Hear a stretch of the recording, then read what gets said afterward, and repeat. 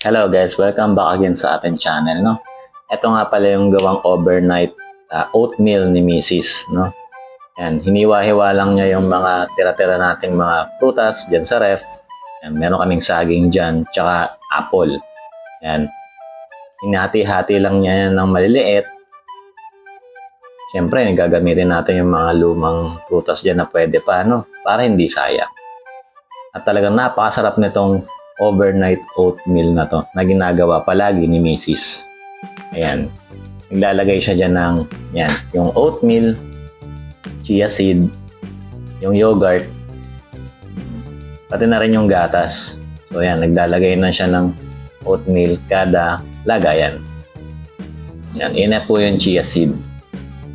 Then, naglalagay din siya ng wild honey or kahit anong honey na available sa inyo. Yan. Nasa inyo na kung gaano kadami or kung anong gusto nyong tamis. Yan, ayun yung hiniwa niyang mga prutas. Then, yogurt. Masarap ang combination na to kasi yung yogurt, nagsisilbi siyang lasang medyo maasim, no? Ang sarap ng combination niya. Nilagyan na rin ng gatas yan. At talagang napakasarap niyan. Lalo-lalo sa umaga, yun ang magiging almusal mo. Ayos!